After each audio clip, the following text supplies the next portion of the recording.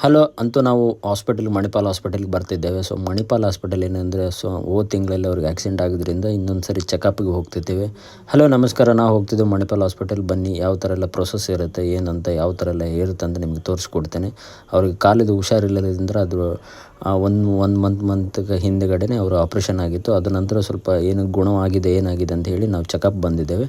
So checkup ಮಾಡ್ತಾ ಇದ್ದೇವೆ. X ray ಎಲ್ಲ ಆಯಿತು, ಚೆಕಪ್ ಆಯಿತು. ಅವರು ಕನ್ಫರ್ಮ್ ಹೇಳಿದರು, ಅವರು ಗಾಯ ಗುಣ ಆಗ್ತದೆ ಅಂಥೇಳಿ ಹೇಳಿದರು. ಸೊ ನಾವು ರಿಟರ್ನ್ ಮತ್ತು ಮೆಡಿಸಿನ್ ಎಲ್ಲ ತೊಗೊಂಡು ನಮ್ಮ ಕಾರ್ ಬಂತು. ನಾವು ಅದ ನಂತರ ಹತ್ತಿದ್ದು ಕಾರಿಂದ ನಾವು ಹೋಗ್ತಿದ್ದೇವೆ. ಇನ್ನೂ ನಮಗೊಂದು ತುಂಬ ಹಸಿವಾಗ್ತಾ ಉಂಟು. ಅಣ್ಣನಿಗೆ ಆಲ್ಮೋಸ್ಟ್ ಏನಂದರೆ ಬಿರಿಯಾನಿ ತಿನ್ನುವಂಥ ಸ್ಪೆಷಾಲಿಟಿ ಅವರು ಹೇಳಿದರು, ಬಿರಿಯಾನಿ ತಿನ್ನುವ ಇವತ್ತೊಂದು ಅಂತ ಹೇಳಿದರು. ಸೊ ಹಾಗಾಗಿ ನಾವು ಬಿರಿಯಾನಿ ತಿನ್ನಲಿಕ್ಕೆ ಹೋಟ್ಲಿಗೆ ಬಂದಿದ್ದು. ಸೊ ಇದೇ ನಮ್ಮ ದಮ್ ಬಿರಿಯಾನಿ, ಮಟನ್ ಬಿರಿಯಾನಿ, ಚಿಕನ್. ಮತ್ತು ಅವರು ಇಬ್ಬರು ಬ್ರದರ್ಸ್ ಏನು ಮಾಡಿದರು, ರಾಗಿ ಮುದ್ದೆ, ಮಟನ್ ಸುಕ್ಕ ತೊಗೊಂಡಿದ್ರು.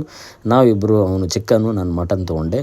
ಸೊ ಅದ ನಂತರ ಚೆನ್ನಾಗಿತ್ತು. ಟೇಸ್ಟ್ ಮಾಡಲಿಕ್ಕೆ ಒಂದು ಅರ್ಧ ತೊಗೊಂಡೆ. ಸೊ ಆಲ್ಮೋಸ್ಟ್ ಅರ್ಧ ತೊಗೊಂಡು 1.5 ಬಿರಿಯಾನಿ ನಾನೇ ತಿಂದಿರೋದು. ಸೊ ಆಲ್ಮೋಸ್ಟ್ ತಿಂದ ತಕ್ಷಣ ಟೇಸ್ಟ್ ಉಂಟು, ಅಲ್ಟಿಮೇಟ್ ಉಂಟು.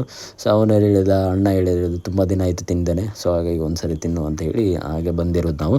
ಸೊ ಹೀಗೆ ನೋಡಿ, ಈ ಥರ ಎಲ್ಲ ಸ್ಪೆಷಲ್ ಉಂಟು. ಮಟನ್ ಸುಕ್ಕ, ಮಟನ್ ಕರಿ ಮತ್ತು ರಾಗಿ ಮುದ್ದೆ, ನಾವು ಬಿರಿಯಾನಿ.